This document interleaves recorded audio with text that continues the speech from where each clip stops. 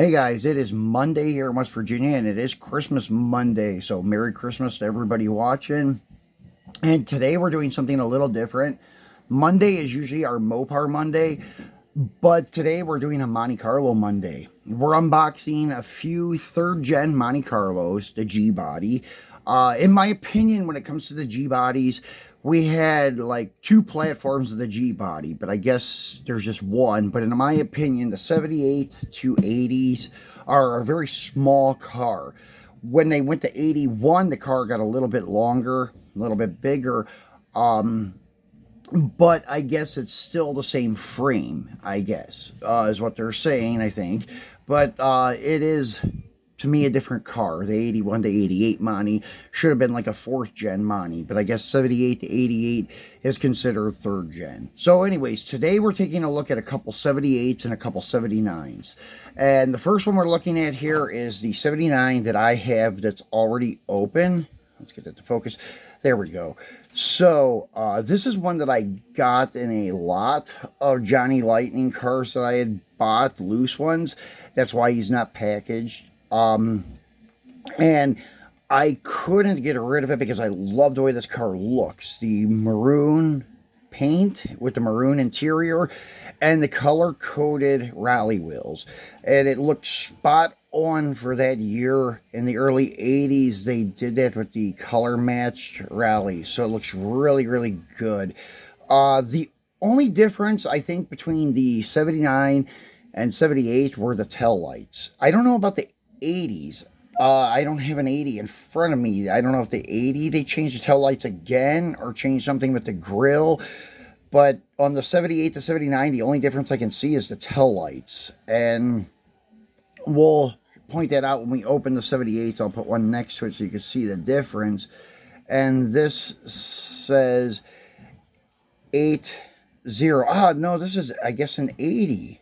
So I was assuming it was an 79. So I guess the 79 and 80s are almost identical then. I don't notice a difference. And we'll unbox the 79 first so you can have a look at it. And it is very much the exact same car. So the 79 that we have here is the most famous 3rd gen Monte I think out there. This is the one from Training Day with Denzel Washington.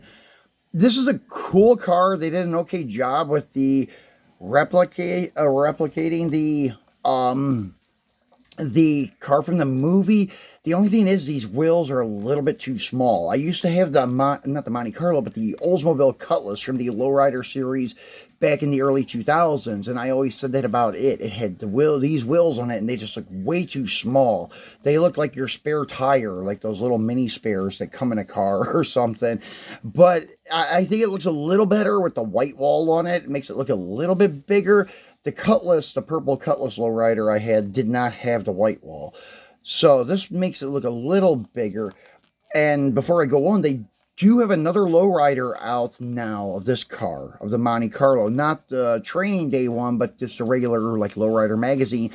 Mio teamed up with Round 2 and did a lowrider series again. And this time they used Johnny Lightning castings and Racing Champion castings instead of the Auto World. And I think they're using the same wire spoke wheels they used on the Auto World ones. I'm tempted to order the Monte Carlo. I may do that today as like a little Christmas present for myself. But it is a very cool looking car. It has a very wild paint job on it, like a lot of lowriders have, and it has gold wire spoke wheels. Looks really good. But anyways, let's get this guy out the car and take a look at him. And since we have a few cars to go through, sorry, I'm not going to read these trivia things, Trivial Pursuit things on this card. But this car has come down a lot in price. You can find it on eBay for probably like 10 bucks or less nowadays. I found mine at Walmart, at the Walmart in the neighboring city. And I got it for like 6 bucks, I think. But the only thing that does have a flaw on the fender, there's a little blotch on the fender here. I think that's why they left it behind, because most of the time this car is like one of the first ones to grab. because G bodies are very hot. So I would assume that's probably the only reason. But I took it. I don't mind that little spot there. Most of it looked like it was on the package anyways. So anyways, going back to the car. So the 79 versus the 80. So the turn signals and front end is a little bit different. So your header panel is totally new on the 80. Kind of totally new.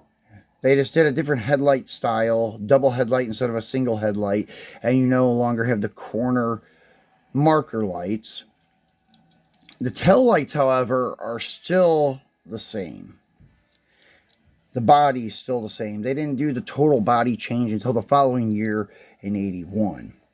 So, moving along to the 78. I know I'm doing this ass backwards, but this is the new casting for Johnny Lightning, and they are telling us about this. This is the first release of our new 1978 Chevy Monte Carlo casting. The standard engine in 78 was the 231 V6, but optional was the top of the line 305.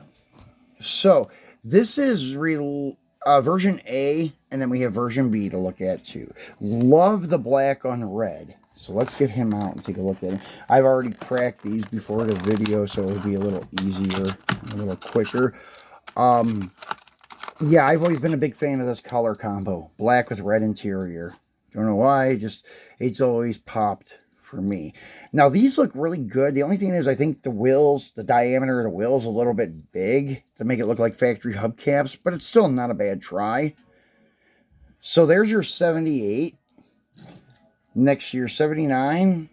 And the front header panel is pretty much the same. And then turning it around, though, the tail lights are different. As you can see, the splits on the tail lights, I guess I would call it, are vertical on the 78. Then in 79, they went to like the horizontal one going across. They still have vertical lines, but there's just one horizontal line going across, whereas this doesn't look like it has any horizontal lines. It's all vertical. So that's the difference, a little subtle difference in the tail lights. So let's move to the last one. This one is done in blue on blue, and it is pretty cool looking. And it says this is the first release, we already read that. So the third generation Chevy Monte Carlo was introduced in 1978. It's a full 15 inches shorter than the outgoing model year. That I believe, because the 73 to 77s were huge. And the 70 to 72s weren't too bad, but the 73 to 77 were very long in the front end. But they were still cool. So don't get me wrong, I'm not hating on them. So let's get this guy out and take a look at him up close. And we'll wrap it up, because it is Christmas. So here he is, this light, like ice blue. I don't know what they're calling this blue here. Light blue poly, that's all they're calling it. It's like an ice blue, I would call it. Really cool looking color with the white vinyl top, or Lando top, they called them. Those have vinyls, Lando top, and then the blue interior looks pretty cool. And what did the plates say on these guys? We didn't even look at that. 78 Monte. Let's see what Denzel's car said. I don't remember. Just the California plate, ORP 967. I have to watch the movie again and see if that's the actual plate number. I bet it is. So, yeah, that might even rub out with some rubbing compound. I don't know. So, anyways, let's zoom back out here. And we'll put these guys all together. Give you one last look at them. And we'll be back again on Wednesday with another unboxing. So enjoy your Christmas holiday. And I will talk to you guys on Wednesday. Thanks for watching.